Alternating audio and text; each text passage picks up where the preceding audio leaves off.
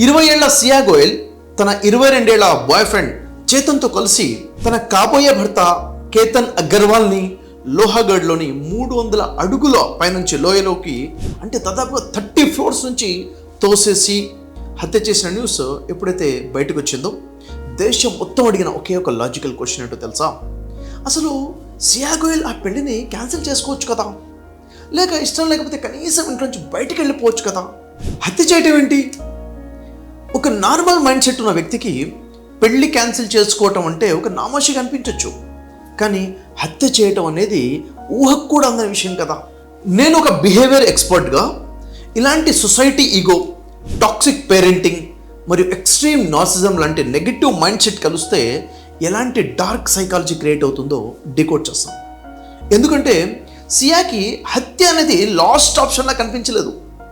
ఆ అమ్మాయికి ఉన్నటువంటి వికృత మానసిక స్థితిలో ఆ హత్య చేయటం అనేది తనకి ఫస్ట్ అండ్ సేఫ్టీ ఆప్షన్లా కనిపించింది. అసలు సియా మైండ్లో ఏం రన్ అవుతుంది? తను చేసిన ఈ క్రైమ్ వెనుక ఉన్నటువంటి సైకాలజీని బ్రేక్ డౌన్ చేద్దాం. యాక్చువల్గా సియా చాలా రిచ్ ఫ్యామిలీకి చెందినటువంటి ఒక అమ్మాయి. అంతకన్నా రిచ్ ఫ్యామిలీతో ఉన్నటువంటి అబ్బాయి కేతన్ అగర్వాల్తో ఆమెకు మ్యారేజ్ ఫిక్స్ అవుతుంది. ఆ టైంలో తన బాయ్ ఫ్రెండ్ గురించి, చేతన్ అనే ఒక బాయ్ ఫ్రెండ్ ఉన్నాడని, తనకున్న రిలేషన్ గురించి ఎప్పుడైతే తన పేరెంట్స్కి చెప్పడం జరుగుతుందో, కానీ ఆ బాయ్ ఫ్రెండ్ యొక్క ఫ్యామిలీ స్టేటస్ మ్యాచ్ అవ్వట్లేదని చెప్పేసి వాళ్ళు ఇగ్నోర్ చేయడం జరుగుతుంది. పేరెంట్స్ ఫిక్స్ చేసినటువంటి ఈ పెళ్లి నుంచి తప్పించుకోవడానికి సియా హత్యనే ఎందుకు ఫస్ట్ ఆప్షన్గా ఎంచుకుంది అంటే దీనికి కారణం ఇమేజ్ ట్రాప్.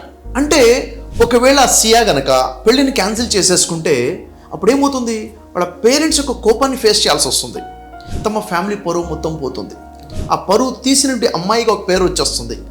అదే కనుక కేతన్ అగర్వాల్ యాక్సిడెంట్లో చనిపోతే, అలా క్రియేట్ చేస్తే అప్పుడు తను విలన్ కాదు, ఒక విక్టిమ్లా ప్రజలకు కనిపిస్తుంది. సొసైటీలో షేమ్కి బదులుగా సింపతి దొరుకుతుంది. ఇటు ఫ్యామిలీ పరువు సేఫ్, అటు చూసుకుంటే కాబోయే భర్త కూడా క్లియర్ అయిపోయాడు దారి నుంచి. ఆ తర్వాత తన బాయ్ ఫ్రెండ్తో హ్యాపీగా లైఫ్ లీడ్ చేయొచ్చు. ఇది ఒక ఆలోచన. ఇలాంటి ఆలోచన కేవలం సియా విషయంలో మాత్రమే కాదు, గతంలో కూడా అనేక మంది విషయాల్లో మనం చూస్తున్నాం. ఉదాహరణకి న్యూస్లో సోనం రఘువంశీ కేసులో అచ్చం ఇలాంటి డార్క్ సైకాలజీనే మనం చూసాం. సోనం కూడా హనీమూన్ కోసం వెళ్ళినప్పుడు అక్కడ తన భర్త రాజా రఘువంశీని కాంట్రాక్ట్ కిల్లర్స్ ద్వారా హత్య చేయించి లోయలో పడేసినటువంటి ఇన్సిడెంట్ ఏదైతే చూసామో అక్కడ కూడా సేమ్ సైకాలజీ. ఆ కేసులో సోనంలో అయినా, ఈ కేసులో సియాలో అయినా ఈ ఇద్దరు అమ్మాయిల్లో ఎక్కడ పశ్చాత్తాపం కనపట్లేదు. ఎందుకు ఇలా జరుగుతుంది?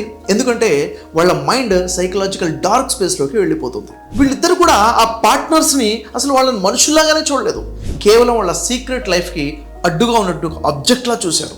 హ్యూమన్ ఎంపతీకి కంప్లీట్గా డిటాచ్ అయిపోయి సొసైటీలో వచ్చే బ్యాడ్ ఇమేజ్ని ఫేస్ చేయడం కంటే ఒక మనిషి ప్రాణం తీయటము ఎక్కువ ఈజీగా వాళ్ళు ఫీల్ అయ్యారు. ఇలాంటి మైండ్ సెట్ క్రియేట్ అవ్వడానికి కారణం ఏమిటి? పేరెంట్స్ అన్అప్రోచబుల్గా ఉండడం, అంటే అందుబాటులో లేకపోవడం కూడా ఒక కారణమా?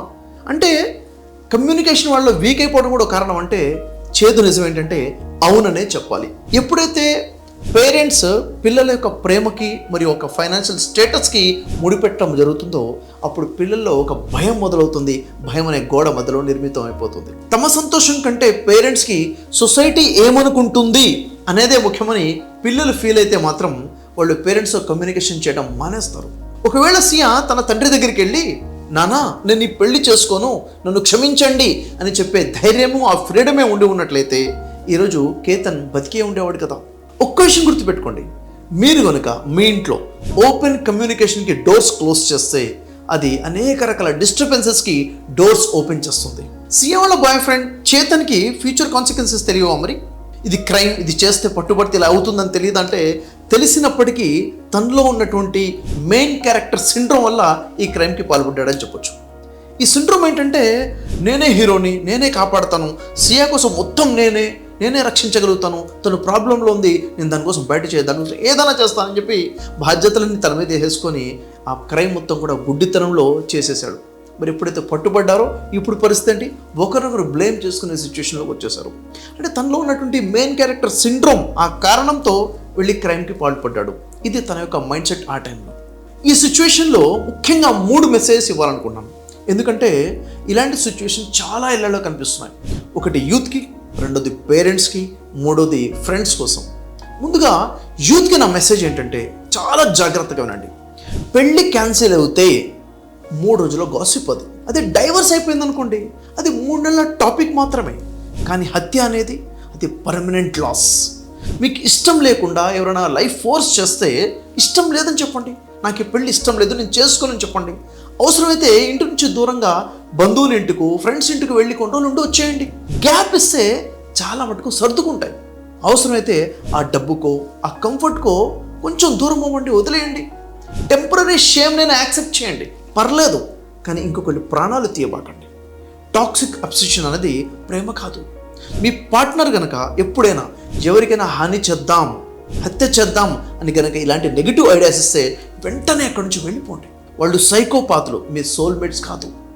ఒక్క విషయం గుర్తుపెట్టుకోండి, కర్మ ఎప్పటికీ వదిలిపెట్టదు, అది మంచైనా చెడైనా. కానీ నా సెకండ్ మెసేజ్ స్పెషల్గా పేరెంట్స్ కోసం. మీ పేరు ప్రఖ్యాతలు, మీ సోషల్ ఇమేజ్ అనేది మీ పిల్లల ప్రాణాల కంటే లేక మీ పిల్లల మనశ్శాంతి కంటే గొప్పేం కాదు. కేవలం మీ ఫైనాన్షియల్ స్టేటస్ కోసమో లేకపోతే మీ కుటుంబ పరువు పేరుతోనో మీ పిల్లలకి బలవంతంగా పెళ్ళిళ్ళు చేయబాకండి. వాళ్ళకి ఇష్టం లేని పెళ్లి మీరు చేస్తున్నారంటే మీ చేతులారా మీ పిల్లల్ని కష్టాల ఊబిలోకి జీవితాంతం నెట్టేస్తున్నారని అర్థం. దయచేసి మీ పిల్లలకి ఫ్రీడమ్ ఇవ్వండి. వాళ్ళకి వాళ్ళ ఇష్టాలని, వాళ్ళు చేసిన మిస్టేక్స్ని, వాళ్ళ లోపల ఉండే భయాలని మీతో షేర్ చేసుకునే ఫ్రీడమ్ మీరు ఇవ్వండి. వాళ్ళకి నిజం చెప్పే స్వేచ్ఛ మీరు ఇవ్వకపోతే వాళ్ళు అబద్ధాలే చెప్తారు. గుర్తుంచుకోండి, కొన్నిసార్లు అబద్ధాలే ఇలాంటి దారుణమైన క్రైమ్స్కి దారితీస్తాయి. నా థర్డ్ మెసేజ్ ఫ్రెండ్స్ కోసం. సమాజంలో జరుగుతున్న ఇలాంటి ప్రతి క్రైమ్లను ఏదో ఒక క్రైమ్ జరగబోతుంది అన్న విషయం ముందే తెలిసిన ఒక ఫ్రెండ్ ఖచ్చితంగా ఉంటాడు. మీ ఫ్రెండ్ కనుక ఏదైనా డేంజరస్ ప్లాన్ చేస్తున్నా, ఒక రాంగ్ మెంటల్ లూప్లో ఇరుక్కున్నాడు అన్న విషయం మీకు తెలిసినా కానీ వారికి లాయల్టీ పేరుతో సైలెంట్గా ఉండకండి. మీ సైలెన్స్ మిమ్మల్ని కూడా ఒక నేరస్తుడిగా చేస్తుంది. ఒక ప్రాణాన్ని మరియు మీ ఫ్రెండ్ యొక్క ఫ్యూచర్ని కాపాడటం కోసం మీ ఫ్రెండ్ యొక్క ట్రస్ట్ని బ్రేక్ చేసినా తప్పులేదు. హ్యూమన్ సైకాలజీ అనేది చాలా సున్నితంగా ఉంటుంది. మీరు ఒక పెద్ద సమస్యలు ఇరుక్కుపోయినప్పుడు, లేక ఫ్యామిలీ ప్రెజర్తో ఉండి ఊపిరి ఆడకుండా ఉన్నప్పుడు, లేక ఒక టాక్సిక్ రిలేషన్లో నుంచి ఎలా బయటపడాలో తెలియనప్పుడు మీ మైండ్ మీతో గేమ్ ఆడుతుంది. ఏదో ఒక ఎక్స్ట్రీమ్ డిస్ట్రక్టివ్ స్టెప్ తీసుకుంటేనే ఈ ప్రాబ్లం సాల్వ్ అవుతుంది అని మిమ్మల్ని నమ్మించే ప్రయత్నం చేస్తుంది మీ మైండ్. కానీ అది నిజం కాదు. ఆ పని చేయకండి.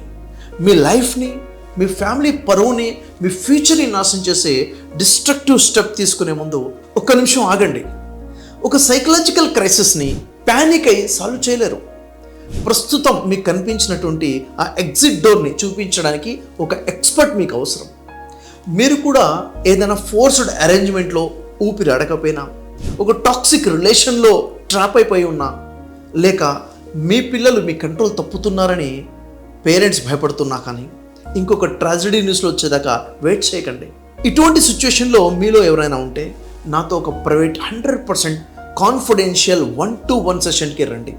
మీ మైండ్లో ఉన్న కన్ఫ్యూజన్ని క్లియర్ చేసి ఒక సేఫ్ మరియు స్ట్రాటజికల్గా దారి వెతకడంలో నేను మీకు సహాయం చేస్తాను.